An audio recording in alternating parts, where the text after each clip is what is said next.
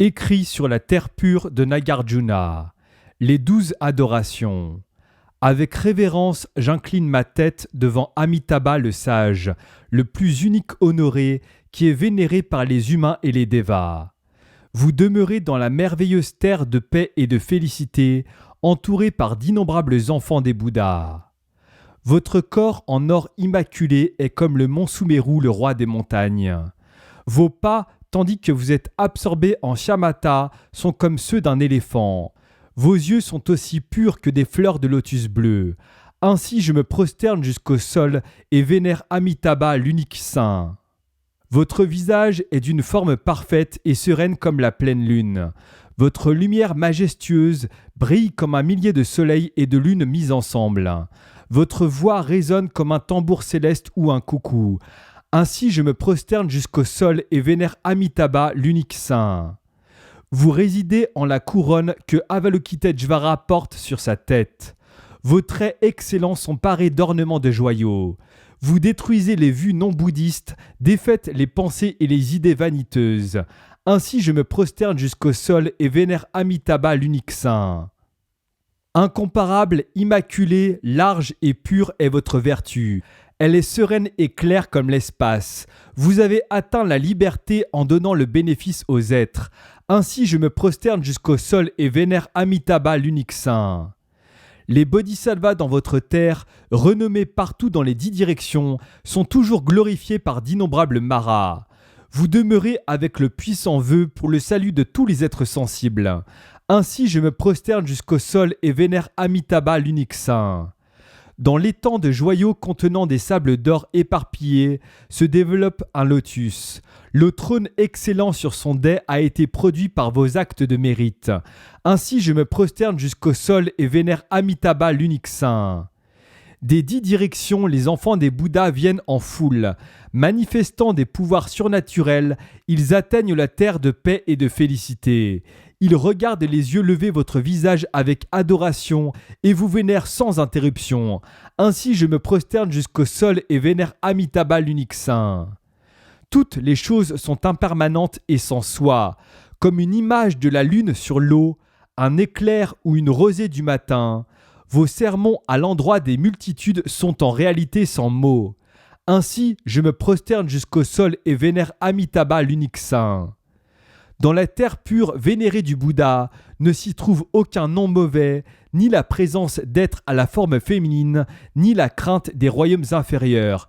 Tous vénèrent l'unique honoré avec une sincérité du cœur. Ainsi, je me prosterne jusqu'au sol et vénère Amitabha, l'unique saint. Dans la terre pure du Bouddha accompli avec d'innombrables moyens habiles, ne s'y trouve ni royaume samsarique ni mauvais maître. Une fois la renaissance acquise là-bas, on réalise l'éveil sans chuter. Ainsi je me prosterne jusqu'au sol et vénère Amitabha, l'unique saint. J'ai exalté la vertu excellente du Bouddha, ainsi acquérant un mérite sans limite comme l'océan. Les racines du bien pur que j'ai par conséquent acquises, je souhaite les partager avec les autres êtres, aspirant ensemble à renaître dans sa terre. La voie de la pratique facile basée sur le vœu d'Amitabha de Nagarjuna. Le vœu primordial du Bouddha Amitabha est le suivant. Si quiconque me contemple, récite mon nom et prend refuge en moi, il s'établira instantanément au stade de l'assurance et en conséquence obtiendra le plus haut éveil parfait. Pour cette raison, vous devriez toujours vous souvenir de lui. Je vais maintenant lui faire l'éloge sous forme de versets. Le Bouddha de lumière et sagesse infinie, dont le corps est semblable à une montagne d'or authentique, je le vénère avec mon corps, ma parole et mon cœur, en joignant les mains et en m'inclinant devant lui. Sa radiance en or glorieuse atteint tous les mondes. Manifestant ses formes en accord avec les êtres qu'il sauve, ainsi je m'incline et le vénère. Si quiconque, après la fin de sa vie, obtient une renaissance en la terre d'Amitabha, il sera instantanément doté d'un mérite incommensurable. Ainsi je prends refuge en Amitabha. Si quiconque se souvient du mérite et de la puissance infinie de ce Bouddha, il entrera instantanément dans le stade de l'assurance. Ainsi, je me souviens toujours d'Amitabha. Même si les gens de sa terre peuvent être sujets à des souffrances variées après la mort, ils ne sombreront pas dans le royaume mauvais de l'enfer. Ainsi je prends refuge en lui et le vénère. Si quiconque a pris naissance dans cette terre, il ne tombera plus jamais dans les 3 royaumes inférieurs, ou le royaume des Azuras. Ainsi je prends maintenant refuge en lui et le vénère. Les êtres célestes et humains de cette terre sont tous semblables en apparence physique, chacun aussi glorieux qu'une montagne en or. Il est le refuge pour tous les êtres supérieurs. Ainsi je me prosterne et le vénère. Ceux qui sont nés dans sa terre sont dotés de la vue et de l'ouïe divine. Rien dans les 10 directions ne peut entraver leur vue et leur ouïe.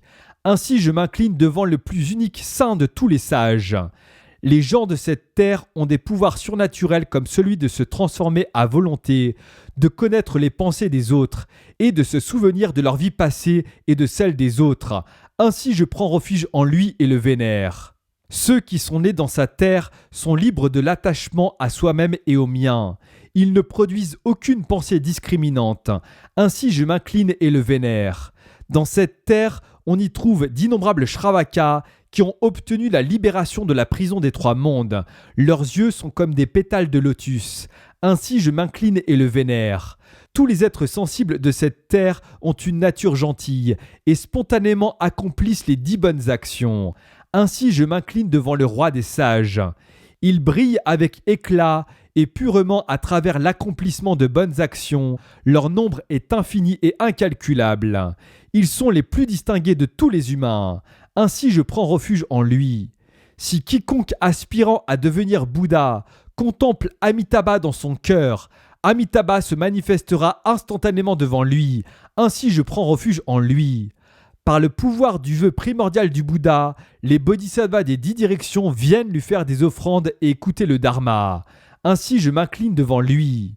Les bodhisattvas de sa terre possèdent des marques physiques et caractéristiques excellentes qui glorifient leur corps. Ainsi je prends maintenant refuge en lui et le vénère. Les grands bodhisattvas de cette terre peuvent faire des offrandes à tous les Bouddhas des 10 directions 3 fois par jour.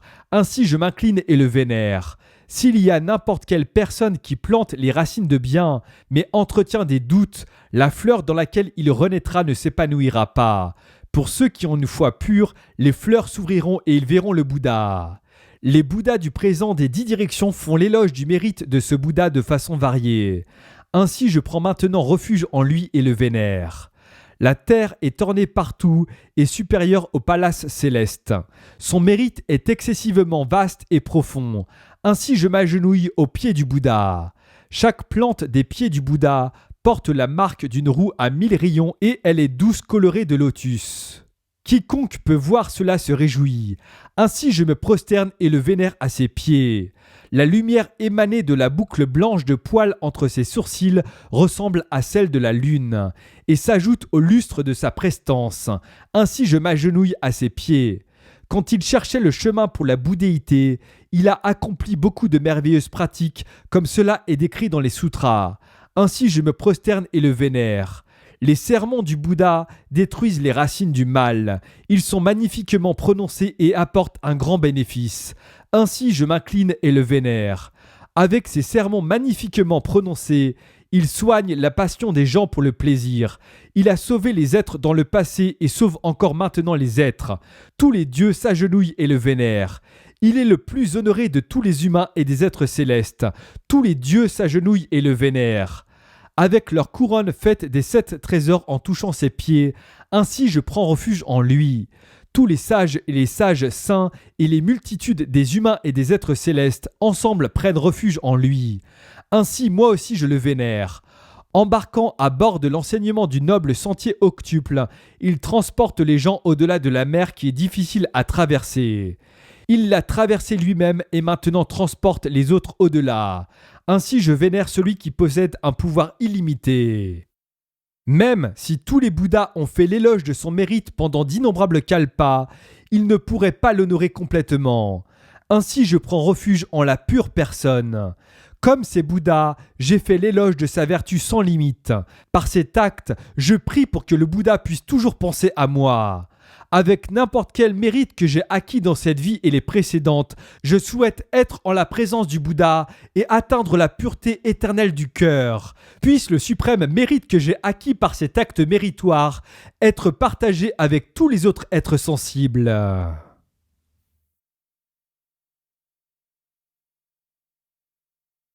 Discours de Vasubandhu sur la terre pure.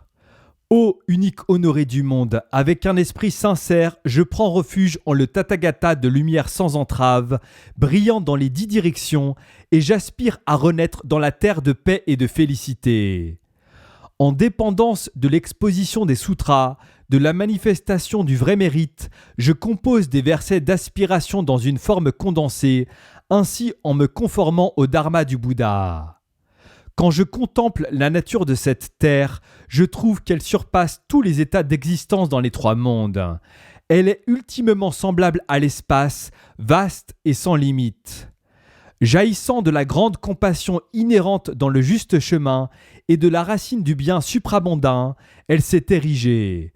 Elle est complètement radieuse d'une lumière pure, comme un miroir ou le soleil ou la lune. Elle est composée de joyaux rares et dotée d'ornements exquis. Sa pure et flamboyante lumière est brillante et sereine, illuminant le monde entier. Les ornements de joyaux, malléables et légers comme la pelouse, se penchent vers la droite et la gauche. Ils produisent des sensations exquises en la personne qui les touche, surpassant les sensations produites quand la pelouse Katyalindi est caressée.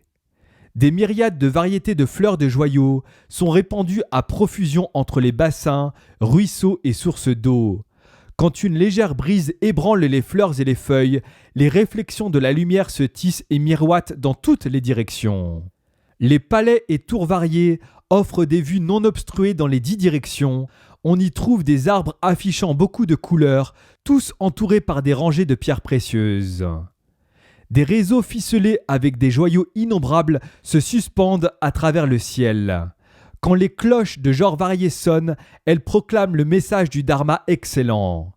Des fleurs magnifiques et des robes pleuvent et de nombreuses variétés d'encens se répandent partout. La sagesse du Bouddha est pure et brillante comme le soleil. Elle disperse l'obscurité de l'ignorance du monde. Le nom sacré éveille les gens universellement. Il est subtil et merveilleux et il est entendu partout dans les 10 directions. La terre est fermement soutenue par Amitabha, l'éveillé unique roi du Dharma. Les nuées des sages dans la similitude des fleurs pures entourant le Tathagata sont nées là-bas, transformées de l'intérieur de la fleur de l'éveil. Elles jouissent du goût du Bouddha Dharma, prenant la méditation et le samadhi comme de la nourriture. Pour toujours libres des afflictions mentales et du corps, elles jouissent toujours du plaisir sans interruption. Dans le royaume du dieu du Mahayana, tous les êtres sont égaux et pas même les noms des êtres indignes peuvent y être présents. Les femmes, les personnes déficientes et mal formées et ceux qui ont les racines des 2 véhicules n'y renaissent pas. Quelles que soient les aspirations que peuvent avoir des êtres sensibles, elles seront toutes comblées. Pour cette raison, j'aspire à renaître dans la terre du Bouddha Amitabha.